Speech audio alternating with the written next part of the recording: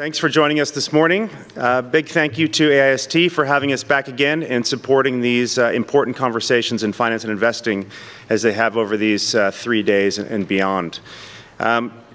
Just before we start, just wanted to remind you of a few things, as you'll be aware of from your other sessions. We do really encourage you to participate in this presentation. Greg and I will be, as the title of the presentation is Digging into Private Equity. We're not going to be solving private equity, so we really do hope you do participate and ask questions.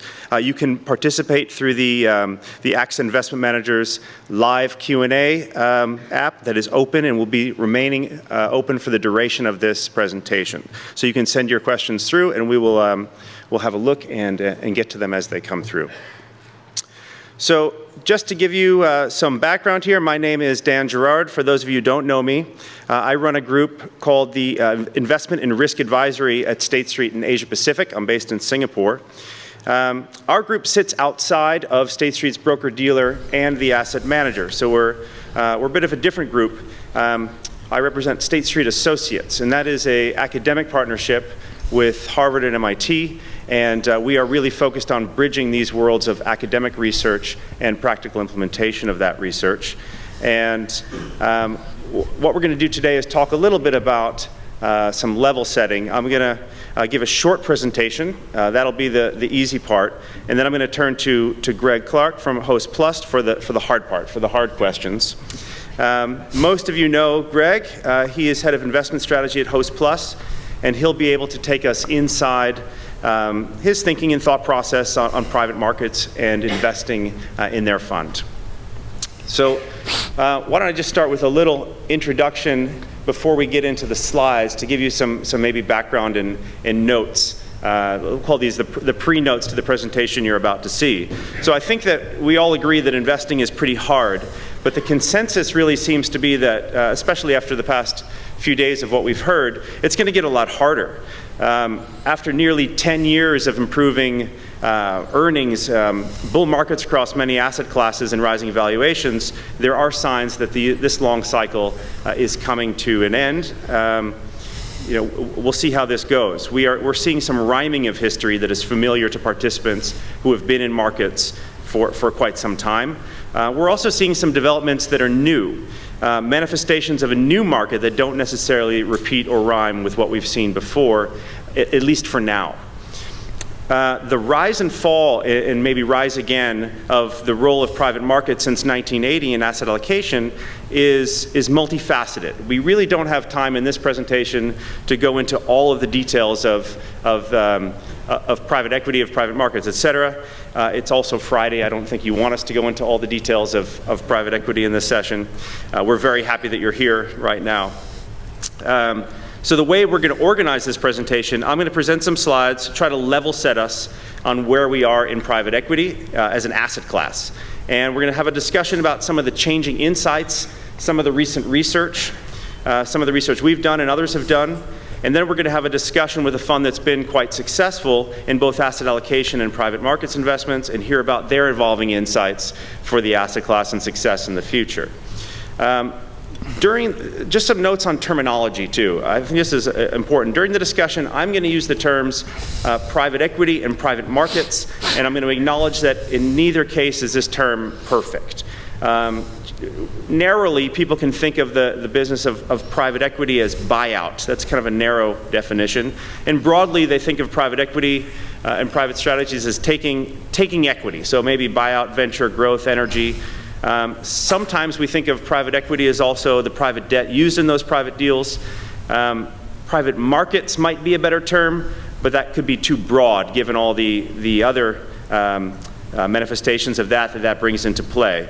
So if we can't really come to a consensus on terminology, we're definitely not going to come to a consensus on conclusions.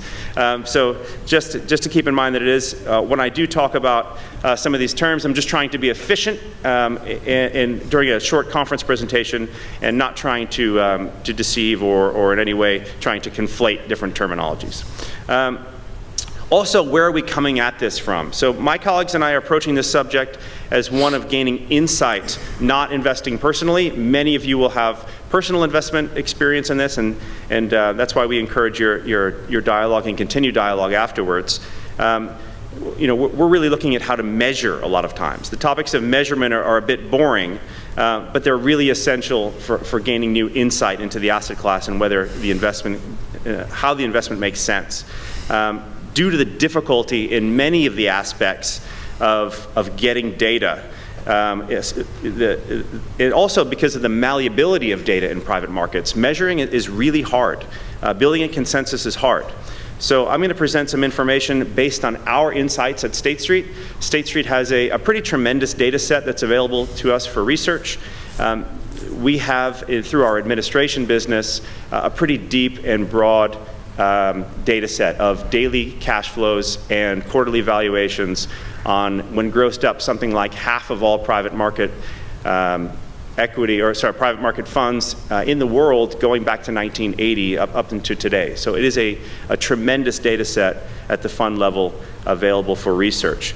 But nothing is perfect, and nothing is ever really completely unbiased. So keep that in mind. And also, most of the data we look at is going to be our data, but when it's not our data, I'll mention that also. So let's look at some slides and see what private equity looks like. So first of all, let's ask that question. This might be obvious, but let's just talk about why people are investing in private equity in the first place. So maybe the first reason can be, and I'm going to admit here, this is not all of the reasons. This is probably the main efficient reasons, and we can talk about that later. But they believe PE is a unique asset class that provides diversification and outperformance for that asset class itself. Two, it's the manager they're investing in. They believe that manager that they found is giving them some performance that is better than other choices that they could have elsewhere.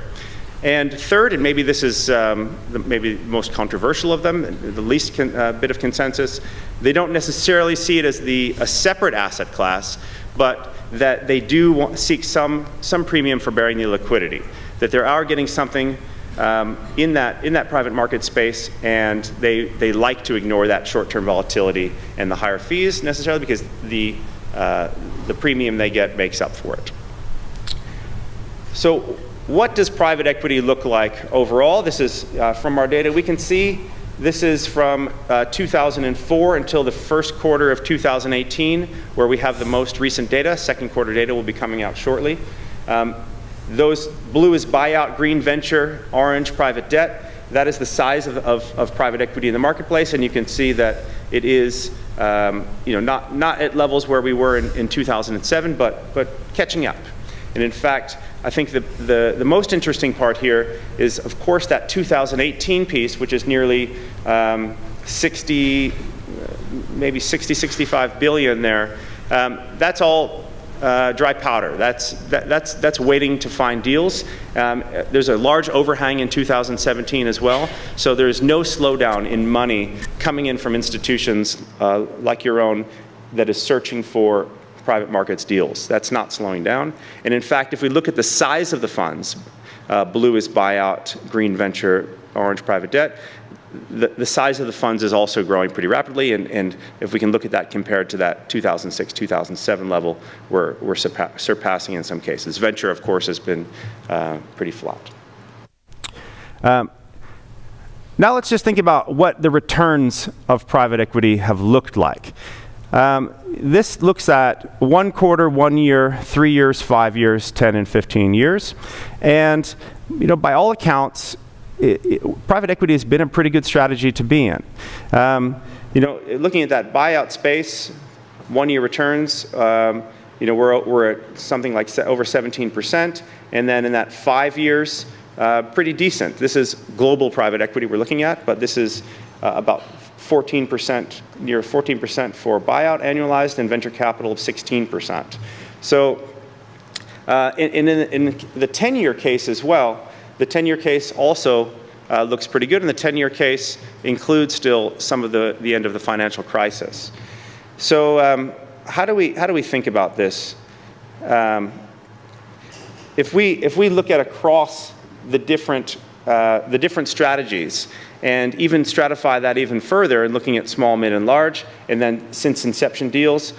The real point of this is that you'd be hard to say that you've done poorly on a median basis or a pooled basis for private equity returns. It has been a pretty good place to be. But remember, what we're talking about here is sometimes it's not the access to the median strategy that people are often investing in, as I mentioned in the first slide, that they believe that they can do better in the median because they have found managers that offer them better than median returns. In fact, oftentimes when I talk to funds who are investing in private equity, the goal of private equity is not to get the mean, median, or pooled returns of private equity, but they believe that they have identified something different. I'm going to come back to this slide in a second. What I want to look at is the quartile performance, because as I just mentioned, you can see there's a big difference in each of these vintage years between the median, for example, and the pooled, which should be pretty close. The pooled, just to give a sense of what the pooled is we'll take all the funds, every fund in the database, open it up as if it's one fund, and then calculate the cash flows and the valuations to create basically one big fund. And that should be related to the median return in some way. But we can see that that first and second quartile has provided really outstanding returns over a long period of time. So if you can get into that first and second quartile, that's really been the place to be. Now, of course, although 100% of investors want top quartile returns, the mathematics does not work out that way. So we also have the third and fourth quartile where you are still paying those fees for the third and fourth quartile as well, and that's an important factor that we can come back to in a little bit. So what I mentioned before is when we're thinking about how to measure private equity and the success of private equity, it's not just about the absolute return of that private equity deal. We're thinking about what are the opportunity costs, what else could you have done. You're locking up liquidity, which might be good or bad, as we have mentioned. You're paying much higher fees than you would in other places, which could be good or bad. Well, it's never good to pay higher fees, but you could be getting something for those higher fees other than what you could get elsewhere. But what's the challenge in comparing that to some of the public investments you could make? And this is it's a difficult problem that we think of different research, and we've come up with different research to measure this, but it's a difficult problem. The first is you're trying to measure two very different things. A public equity is continuously valued, and it is in an auction market, right? So we know always what the price is at any given moment versus quarterly valued entity that has very irregular cash flows. And those cash flows can, of course, change the outlook of that, or can change the reality of that performance based on how those cash flows are timed. So the other point is that we need to identify a benchmark of public securities that is matching the risk of that private equity as well. And that's something when we're making that comparison as well. What are we trying to compare it to? It's not an easy one. So the concept of a PME, the public market equivalent, that addresses that first challenge. We can try to bring the cash flows and compare it a public market to a private market pretty easily with some techniques, a statistical technique. But the second challenge is actually much more difficult. What should be our default comparison when looking at some of these things? And I don't necessarily have an answer. I have a way that we've done it or thought about it. Now let's just look at, this is a narrow way of looking at it. I'm comparing these performances. Comparison of the S&P 500 in light blue to US buyout in orange. The reason I'm using those two, as I mentioned before, it's difficult to pick those right benchmarks and risks. So let's pick something as narrow as we can, and let's pick the largest part of private equity. US buyout is still by and large the largest part, about 67% of private equity, something like that. So 2003 to 2010 looks pretty good. It's hard to debate that private equity really crushed the performance of public equity. However, post-crisis, it's not as obvious. Public market, it's not because private markets have done poorly or private equity has done poorly, but because public markets, low-fee public market exposure, beta exposure in equity has done so well. Now, we don't want to invest necessarily based on our outlook, our view of the recent 10 years of history, but it is an important thing to note that over that period of time, just exposure into public equity has been pretty interesting, so we can start to ask these questions. Is it worth the liquidity and fees given the performance of public markets? Do we expect that to continue? So PE, as I mentioned, outperforms the public markets leading up to the GFC. Now, I want to go back before I hit this slide, because I mentioned to this one. This is another way to look at it as well. It's just another visual way. This is the 1-year rolling IRR of private equity versus its alternative, which would be investing that money into the S&P 500 rather than investing it into the private equity space. And you can see the rolling IRR versus the PME. So anywhere where the blue shading is positive means that private equity is outperforming public equity and vice versa. So you can see just about that 2009 period, it's been a lot more challenged. So that's the 1-year rolling return as confirms another way to look at this performance. Okay, go back. So, yeah. There was a famous baseball player, Yogi Berra, who has a great quote that the future ain't what it used to be. And I thought that was an interesting one to use here. Why is it that why is it that we think that this will continue or not continue? Some researchers, Harris, Jenkinson, and Kaplan, they looked at this point in a research paper called Private Equity Investments, How Do They Perform versus Public Equity. They went through their methodology to describe how they did it and what they found. And they also found that this confirms that as well. So private markets outperform large cap, but not small cap equity, they found. They also found that the average buyout returns for all vintage years, but one before 2006, exceeded public markets about 3 to 4% annually. But post 2005, that wasn't the case, and they found similar results in Europe as well. So they also found an important part here, which might be obvious to most people, but in each vintage year, the more money chasing buyout deals and venture deals has a negative impact on the returns for that as well. So let's think back to one of the points we were making as well about what are the drivers of PE, and are you getting something different from that as an asset class overall? So we might think all I need is performance to be good enough, but I'm getting something that diversifies my portfolio away from what I'm getting or outside of what I'm getting in the public market space. Now, of course, this is where the terminology can be tough, because we know that in infrastructure, for example, if we call that a private market, not private equity, then it's going to be very different, a very diversified stream of returns and risk. But let's just talk about in the private equity space here, the traditional private equity space. So we have some work.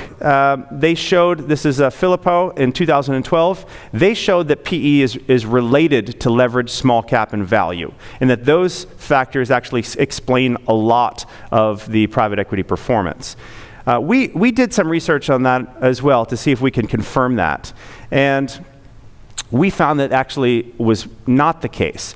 We think that the reason we came up with a different result was that the Filippo paper, what they did was they looked at the long-term results in a PME sense of those factors of leverage, small cap, and value, and they compared it to the long-term investment in private equity.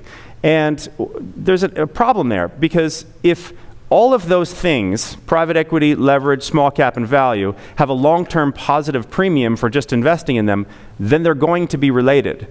But that doesn't necessarily mean that they co-vary, that they're moving together within the cycles and within the strategies. So what we did was we looked at the longer periods, overlapping periods, lagged periods, to try to find out if the risk and return of these factors was actually related to the excess return of private equity minus the market. So we have this in our paper that is available for anyone who wants it, explaining buyout industry returns new evidence. That's in the Journal of Investment Management. And what we found was the following, that there was almost no correlation to the small cap premium within private equity. There was a small but positive correlation with value, a pretty strong negative correlation with credit, and actually, believe it or not, a strong sector rotation correlation. This was the most surprising to us. And we think that if we had to analyze that, it's because private equity managers are excellent thematic sector researchers. Before although they are very interested in the deal, they are very interested in what the theme is and what they're investing in and the long-term outlook for that sector that they're investing in. So they tend to find deals in the same place at the same time, whether on purpose or by accident. So that could explain some of that sector rotation. We've also, some of the results from that paper in private equity are interesting as well. So we found private equity has a beta slightly less than 1 with respect to the public markets. And of course, as I mentioned before, a meaningful exposure to the sector selection, negative exposure to credit, small positive to value, slightly negative close to zero to the small cap premium, an annual alpha of about 500 basis points over the long period of time. So we can divide that up, of course, into pre and post crisis, but that's what we found. Now we're saying, so we know what the performance looks like. Let's look at what those quartile returns actually look like. And we can see in pretty good way that those are pretty diverse or pretty differentiated returns, that we can get a very large spread between bottom and top quartile in each of those vintage years. So again, getting those top 2 quartiles, it matters quite a bit. What we want to do is figure out ways how we can shift that whole process higher. How can we shift that distribution higher? And typically we think about that through fees. Fees are a big reason why we need to examine private markets exposure very closely compared to alternative exposures in public markets, because the fees are so much higher. And if we, one of the things as well is when people say that, how do I know I can get into public markets? A lot of people will, into the top quartile. A lot of people say, well, because I've invested with a manager that had pretty good returns in the past, I expect them to have pretty good returns or top quartile returns in the future. In public markets, we see this disclosure on every single thing we've ever written, read, or produced. Past performance is no guarantee of future results. That doesn't typically hold for people's thinking in private markets. And there is some academic basis for that. Professor Shore and Professor Kaplan from MIT and Chicago, they had a paper which many of you will have read, Private Equity Persistence and Returns in Private Equity, that show that you have a very good persistence because of the expertise in those top quartile managers. And the issue is that although they found that persistence is pretty sticky in those top 2 quartiles, new research is now showing from Professor Shore at MIT that this is actually deteriorating. So although you can get quite a bit of persistence previously, that look at persistence in top quartile funds, when they looked at 2010 to 2013, has fallen down to 12%. Now that might not match, well, I speak to a lot of people about that might not match what you see personally, or it might very well. I think a lot of it has to do with the size of funds and access still. And in fact, Professor Shore said that she actually expects the bottom quartile to start seeing more persistence as well, and that's the danger here as well. Now, we've just published a brand new paper a week and a half ago with Harvard Business School. So this is one of our professors we work closely with, Josh Lerner at Harvard Business School, using State Street data. And we looked at, if we want to lower fees, maybe the idea is we should be doing more co-investment or more direct investment. And does that work out in an investor's benefit? So there's been a lot of research. You may have seen research before on this. This is brand new research that really has the first really good data set, because this data set is, and I don't mean that to be disparaging in any way to past research, but all the past research will note in the research itself, the data set is limited and very difficult due to the nature of the investment. This research looks at a GP's main fund over a long period of time versus a alternative vehicle offered by that GP at the exact same time. So let's say a sidecar or a co-investment in relation to that main fund. So we can see if you can pay lower fees through that alternative vehicle, how does that compare to the main fund you could have invested in? And we have found that those alternative investments, those co-investments, are definitely growing over time, that we're much more likely to see them in buyout than in venture capital, and that makes sense compared to when we think back to that first slide on the size of the funds growing. But that when we compare these alternative vehicles to the main funds at the same time, the alt vehicle overall tends to underperform. And it's not Gaussian either. We see a lot of, if you're a portfolio, if you're running a fund with access and a lot of money, and that alternative vehicle is the product of your debate with the GP, you're doing a lot better in that fund than if you're just taking something from the GP, and there's less discretion about that conversation.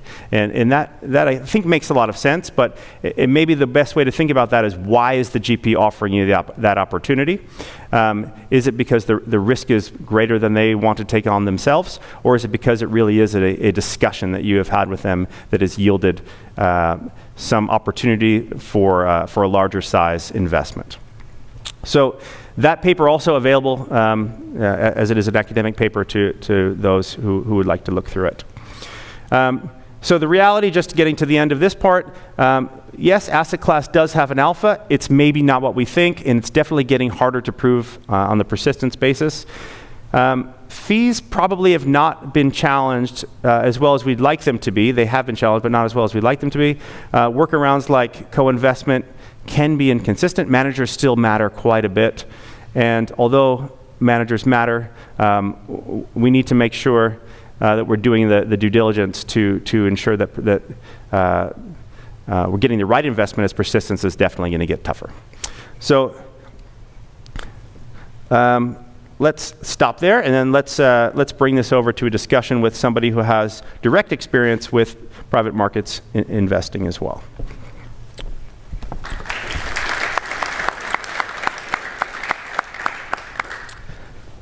Okay, great.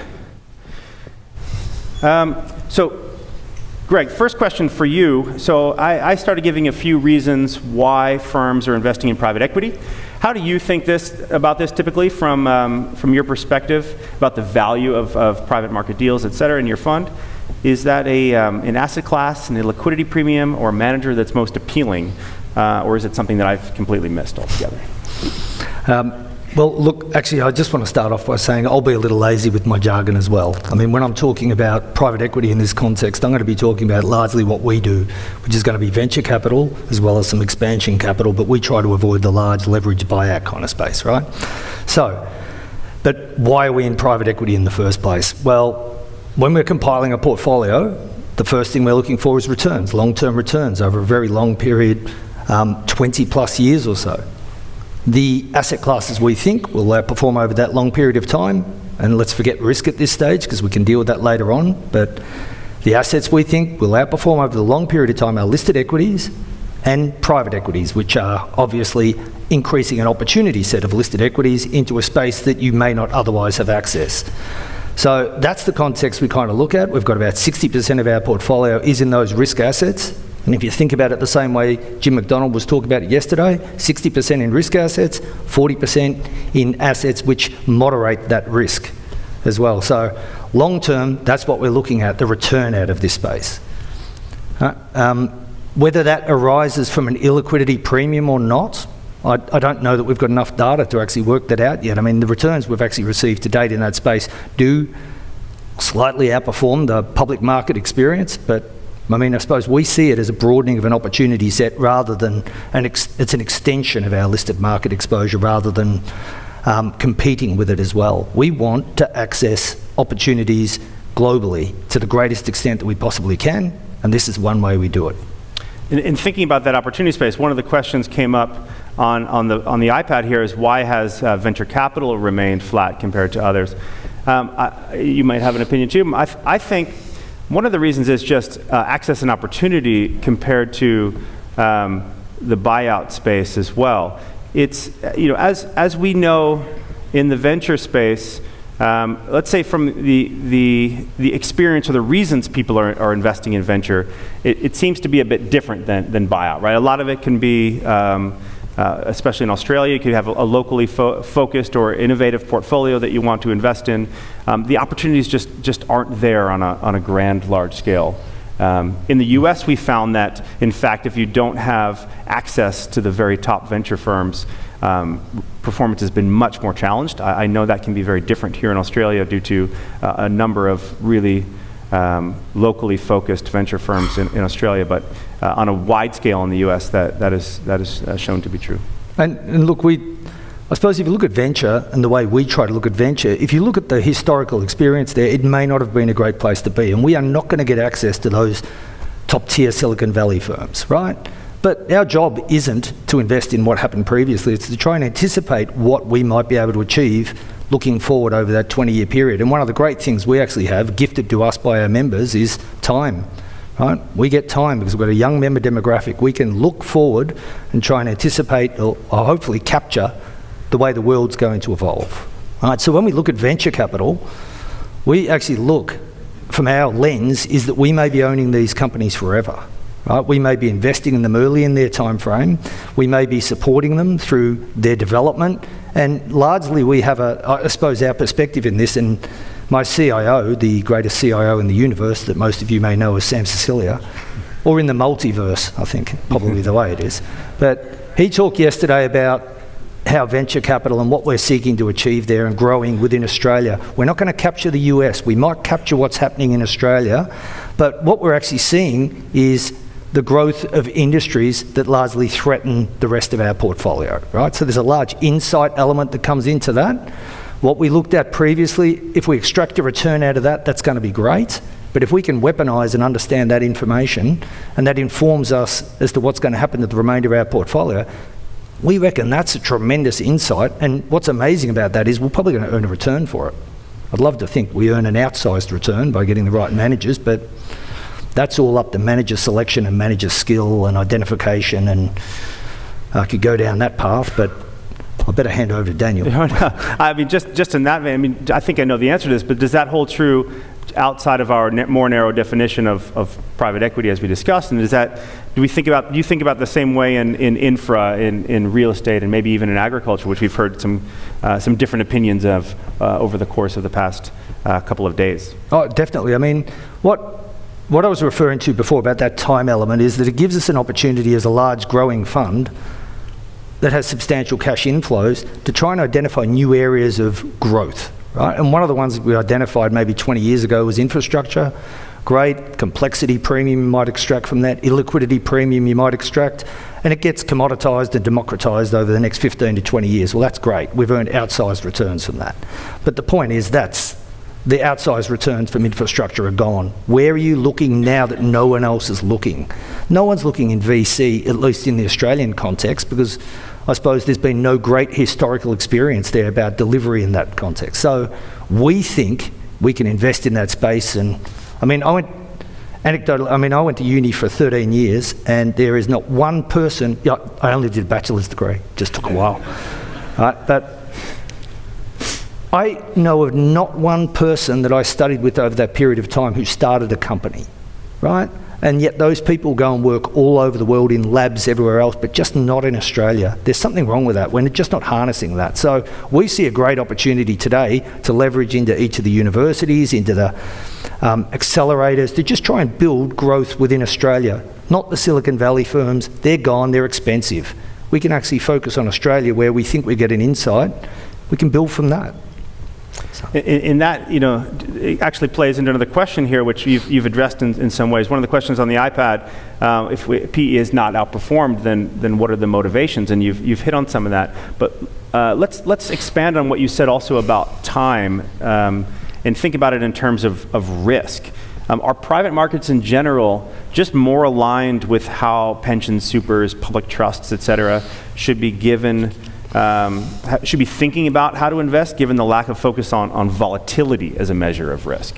Yeah, I mean, if we're looking through, I suppose the point I would make is, when I mentioned before, we've got our risk assets and our risk control assets, right? Where short-term volatility is not something that worries someone who's got a 20-year investment time frame, right? So if other people are willing to eschew volatility, we'll take it. That's fine. We believe we can build a portfolio that can accommodate increased volatility. And so the volatility that comes through private equity, which is, on a look-through basis pretty high, but on an actual non-look-through basis, because it comes in structures that have delayed valuations and the like, that's not quite the case, right?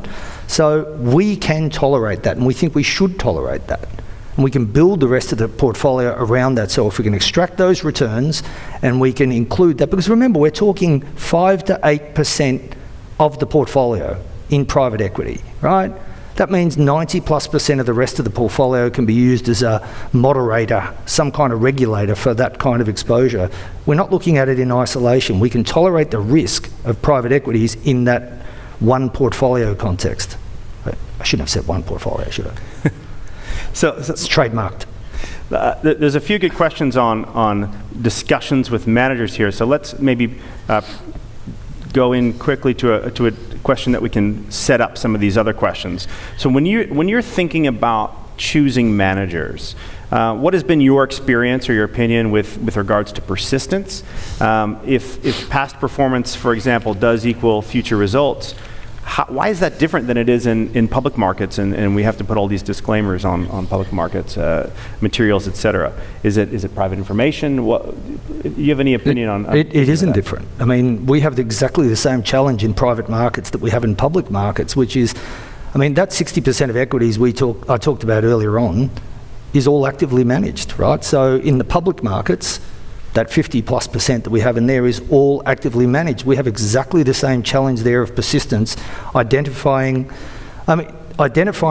what managers are going to keep producing over a long period of time. Are they still hungry? Is the drive still there? Have they created a culture that will outgrow the initial founder and the like? They're all the same questions that exist in public markets as well. And the way we try to deal with that is kind of, and this comes back to that time element as well, is we can afford to give our public market managers 7 to 10 years to make their theses work through more than one economic cycle. So we can then elicit what might be skill versus what might be luck. And the great thing about being a growing fund is you give more money to the managers where you've got more conviction that there's skill. Right? So that persistence element is interesting in those markets, and the way we deal with it is find skillful managers where over time you can prove out that skill, give them more money. Find the managers who don't demonstrate that skill, where there's an element of luck, fine, you don't feed them, you let them die off. And that means we need to have a replacement, which we refer to our incubator strategy, which is identify new managers that might have the capabilities to grow over time. It's like natural selection, except it's unnatural selection, in that we are directing the selection here by only feeding those that adapt best to the environment. So that's what we do. It's harder in private markets, of course. You have less data. You have a look at the private markets, or the public markets, sorry, and any one of our managers might have a 0.9 times outcome and a 1.2 times outcome, whereas in the private markets, we're really talking about a 0 times outcome and a 10 to 20 times outcome. It's much harder. You've got a smaller data set. How do you elicit or understand skill in that context? So, yes, persistence exists to some degree, but as Ralph Yeager said the other day, and he's one of our managers, don't invest in any funds which have a V or an X in them. Right? Just stick to the ones which only have I's, because usually what that means is the founders got rich, and it's the same thing we get with our equity managers, our listed equity managers. They get rich, the hunger doesn't go, the next generation may not be as, keen on wealth, and that generation or may not have the skill. We need to start that skill journey again. Right. And that actually, I'm going to combine two questions from the iPad here because I think they're both related. One of them is factors for success in establishing co-investment, and the other one is, do we see in a day where super funds are truly direct investors, not just co-investors in PE assets? And I think that those are really important questions, because in order to be successful in both, right, you need to have internal expertise, and you need to have the size, the scale, the capabilities, to build up that internal expertise, and that's just not available to every fund, is it? No, we don't have it yet. Right. I mean, we have a co-investment program, right? And the co-investment program, that differs from what you were talking about before. It is large. There's a huge element of fees involved in it, right? So there's no fee, no carry that involves on that part. So one of the things we look at in the private equity space is you can actually potentially convert a second or third quartile manager into a first quartile manager if you cut their fees down substantially. And that's one of the great advantages of being in Australia. We don't pay integers, right? We just don't pay 2 and 20 here. If you want to come to Australia and you want to access a superannuation system that grows by 10+% through SGC contributions, the managers are aware that you can't get away with those numbers here. And so what we do offer, though, is we will be there for the lifetime of the manager. If we think you're good, we will keep giving you more money, and so we can help underwrite a business. And we've been able to then try and extract particular fees from that. And you heard Mark Carnegie talking about it the other day. Mark Carnegie was one of the first people we were trying to do this with. You're starting a new business, Mark. Great. We're not going to pay you 2 and 20, right? So it was interesting how he was saying the other day how it's great and we should do that. They weren't the words he was saying at the time. And they had some other adjectives that you may hear every now and then. But for us, that co-investment bit is still an unfulfilled kind of destiny.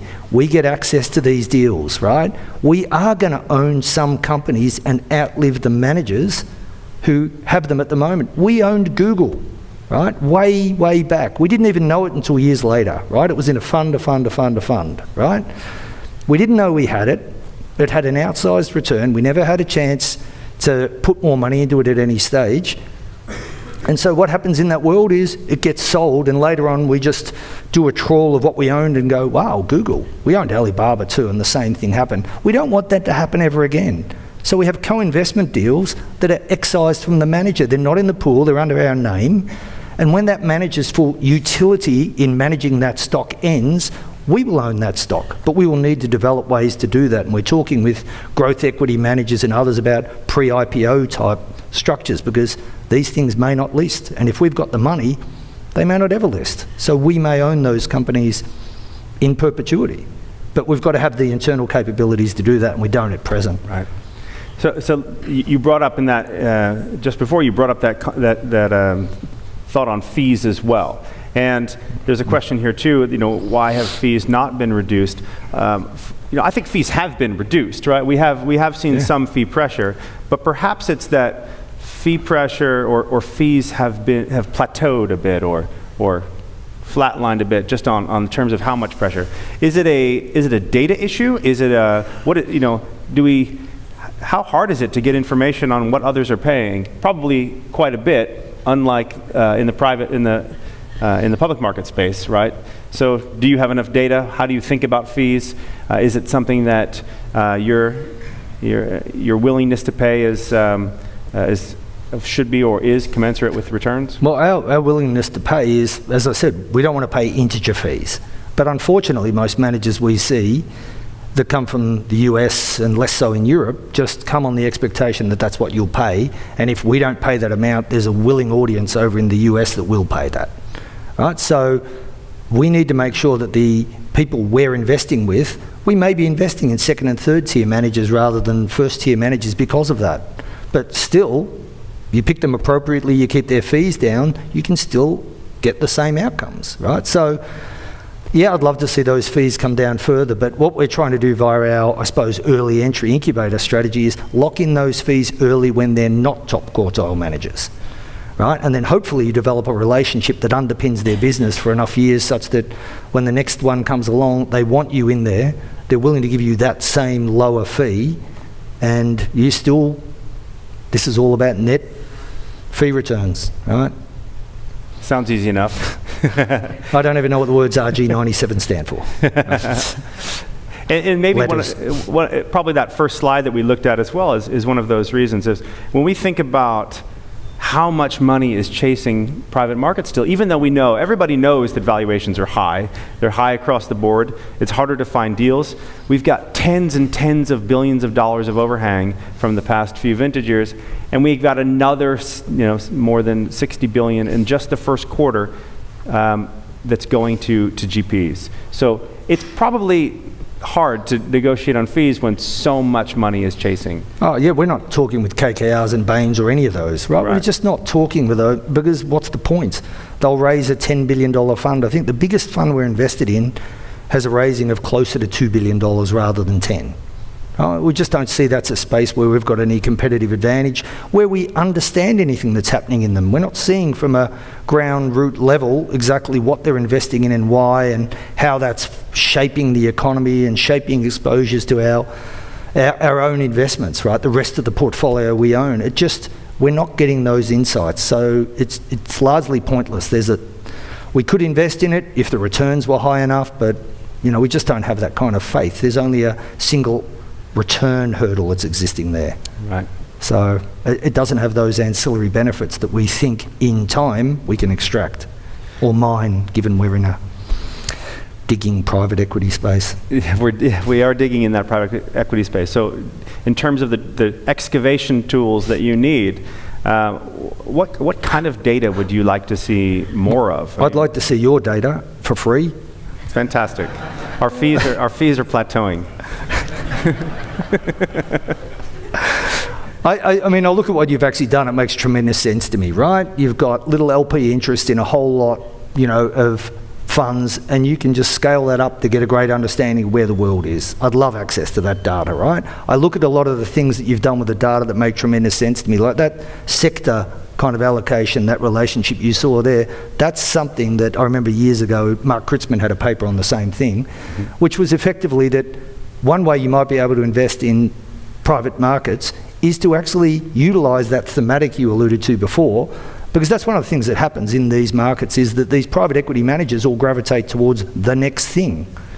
But before it becomes the next thing, it becomes the next thing once it IPOs. But they're already in there beforehand getting that growth of the fund. So one way he suggested was maybe there is no illiquidity premium, but maybe what there is a potential to actually pick the next sector that will take off in the public markets. And actually that might be the product. If you don't want to do private equity, just do that. Just go and work out exactly which sectors the private space is utilising and investing in, and then go and invest in the public market equivalents of those. And that might give you the same outcome. So we don't know the answers to these things at this stage. But at this stage, we think there's a reasonable expectation that what we're doing will extract good outcomes, give us great insights. But over time, we might get better at it. There might be better ways, cheaper ways, less complex ways to do it. And there are also probably, I think people don't think to look at an administration bank to find all the data that they need, but it's places like that, the repositories where this stuff exists, and there's probably a lot more out there that we need to. The LPs themselves probably have to be a lot more vocal in trying to find and uncover, right? Oh, I'd love to force our managers in there. Exactly. Yeah. Right. Sorry. So in that sense as well, how maybe just to switch to regulation. We have seen quite a bit of regulation in terms of discussion around it in RG97, which was a big topic here last year.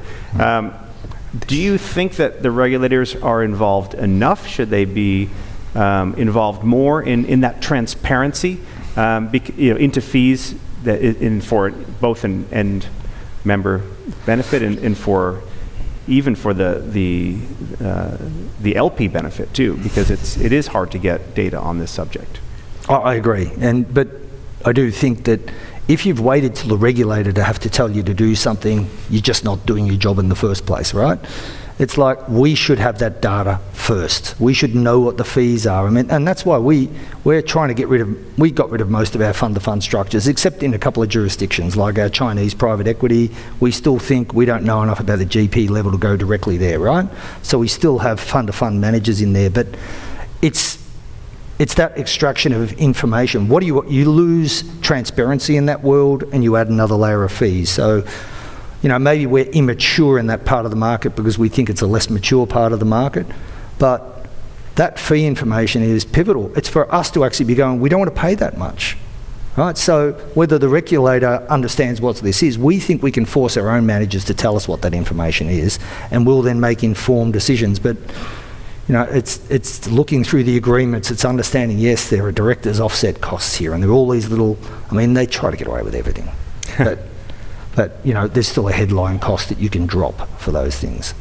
So I think that just to summarize that, what have we uncovered here? That it's a tough, investing is tough, and this is a tough asset class, especially because it's hard to get data. The returns are, the data itself is pretty malleable, and it's hard to actually get a good sense of how you are comparing to others. Exactly. And it takes time. And we've got 20 years of experience, and we're still learning in this space, right? And we just think there are better ways that we can develop this, I suppose, this small part of our portfolio to inform the rest and to perform well. But it's an evolving beast, but that's our job. That's right. Well, thank you very much. Thanks for the time in speaking to us, and thank you all for attending the session. Really appreciate it and appreciate the questions. Thanks very much.